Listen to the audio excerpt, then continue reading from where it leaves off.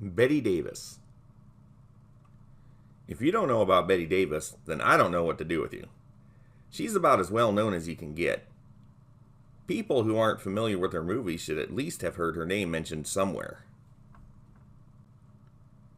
Bette's rise to the top wasn't easy. She waited years to play a major part on the stage. Bette finally got her chance at a starring role and accepted it. Then she was forced to drop out.